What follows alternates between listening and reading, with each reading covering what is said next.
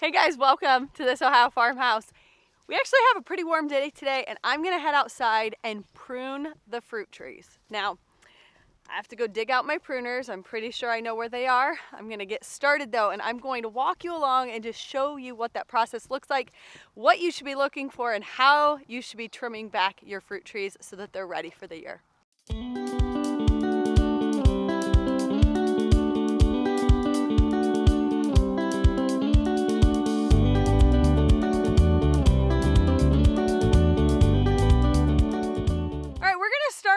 With one of our bigger fruit trees, the more established and older trees that we have on the property.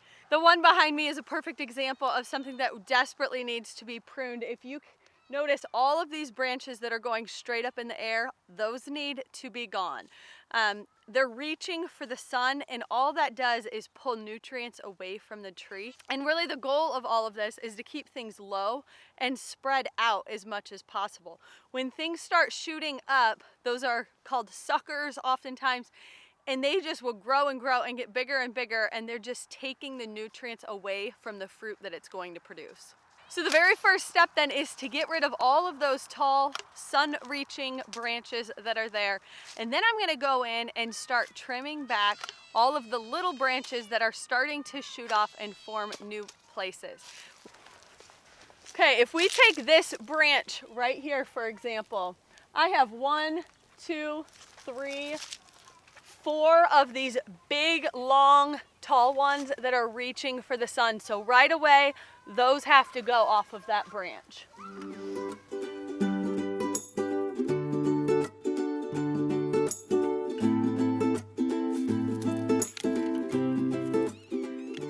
Okay, now it doesn't seem like a huge deal to have lots of these little guys in here. Like if you take a look at this branch right here, there's a whole bunch of much smaller ones that are starting to reach for the sun.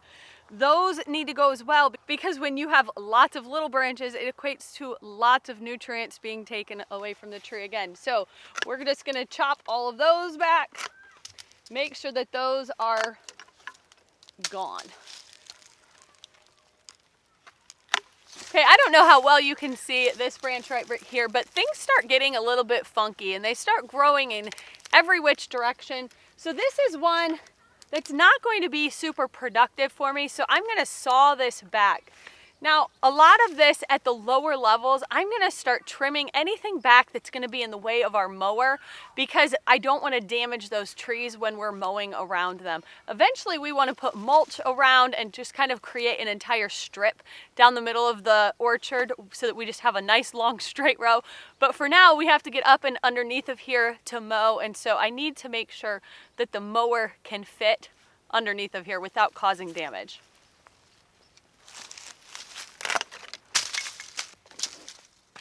Okay, this branch is starting to shape up a little bit better. So the next thing that you want to look for is anytime that you see branches that are crisscrossing, they will start to rub on each other and it causes a mess. So you want to make sure that all of your branches are coming up and out. If they are going up and they're towards the center or they're crisscrossing, those are going to be cut back as well.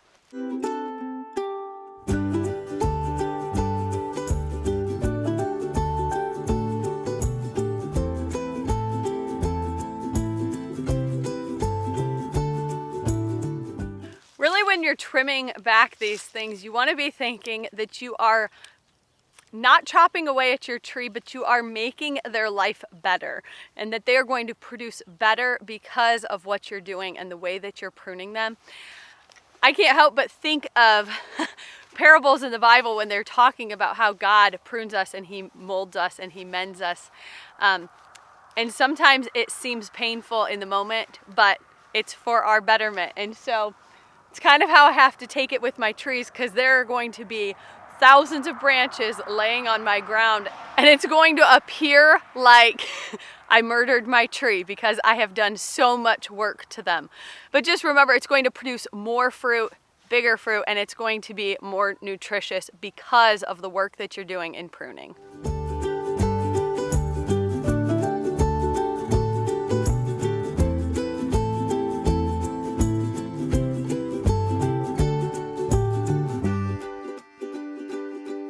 I want to get you in here real quick and show you a good example of a crisscrossed one and what's going to happen. Okay, right here is a really good example of where the branches are crisscrossing. So you can see that this comes right over top of that. So this branch has got to go. This one is reaching towards the ground and it's going to be in the way of me mowing. So this is going. Anything else that's crisscrossing up here, this branch comes up and over. This is crisscrossing, so that needs to go.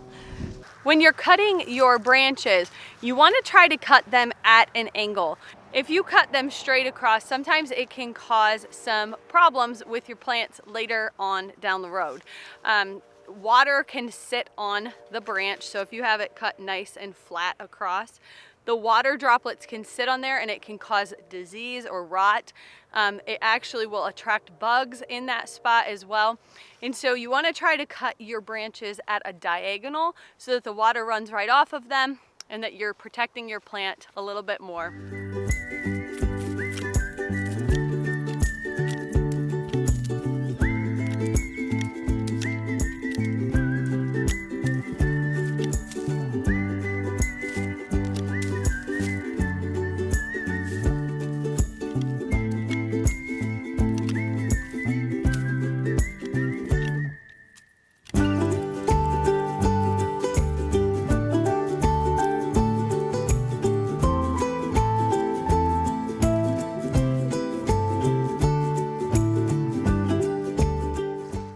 Quite a bit left on that bigger tree to accomplish and several more big trees to follow.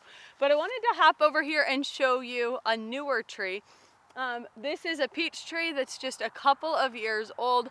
So it's starting to fill out and grow. It's in this stage where I feel like you can maneuver and kind of train this tree up to grow in the direction that you want it to. I'll show you an even newer tree that was just planted last year that's much smaller. Those are still going to need to be pruned because they're going to send those shoots right up to the sun as well, and they need to be trimmed back. So it's in these earlier stages where you can start really training the tree to go in the direction that you want it to. So I'm going to do the same thing. I'm going to start cutting back the shoots that are going up towards the sun, and then also doing anything that's intertwining. I want all of those branches to just go up and out. You can actually look at some pretty severe pruning videos and also like pictures on Pinterest and things where the trees almost look freakishly like weird because they're so low to the ground and so spread out horizontally that they just look really odd, but they produce really well at that point and all of the fruit is within reach. And it grows really well. So a lot of orchards, if you'll see them when you're just driving down the road or through the countryside, some of them do some really hard pruning and training on their trees, and it's for a purpose. Now, unlike the apple tree, which was really obvious about the shoots that go up, on a peach tree, they're a little bit more frayed and kind of out there. You can still tell which branches are reaching up but should be going out. But it's not as blatantly obvious.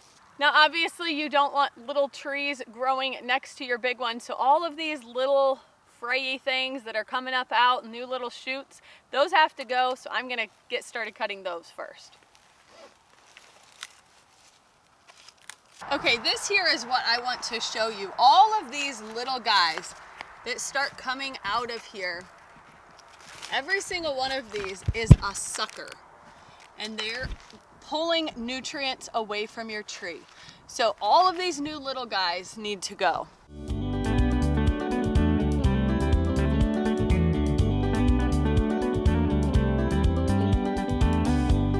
I know a lot of you are planting fruit trees just for the first time, trying to be a little bit more self-sufficient. And so I want to take you over and show you a couple of our newer trees that are just, I think we put them in last summer.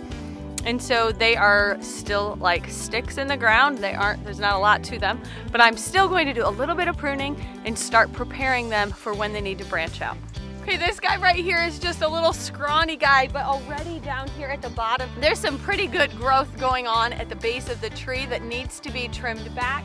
And then some of these, like if you see this branch right here, this is starting to reach up towards the sky. That needs to go as well. So we're gonna just do the same thing, but just on a much smaller scale.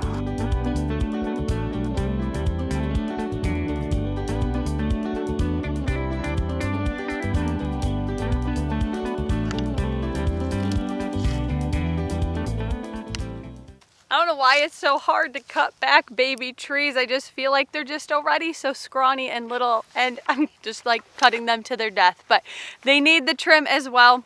It's going to be good for them. And so just a little haircut and they'll be ready to go for the season. So we do all of our fruit trees without the use of any kind of chemicals or pesticides. Now, that means that you should be going outside to do things to your trees with some sprays like copper and neem oil that are naturally derived, and they're not going to cause any kind of problems to you. We eat almost strictly organically here on our homestead, and so it was really important to me that we don't throw that down the drain when it's time to go take care of our orchard. So I have a great video that my husband Ben and my brother-in-law Chuck put together where they describe in pretty great detail how they do that without the use of chemicals. I will link that right up above for you to click if you want to check that out. But some of those sprays need to be happening in the colder winter months before you even get to spring to ensure that it's set up and ready to go and that everything is going to be warded off and ready. So thanks for being here. If you have any questions about how to prune or what you need to be doing, please drop those in the comments below, and I'm happy to answer anything that I know the answer to. But I will see you next time on This Ohio Farmhouse. I'm so glad you were here.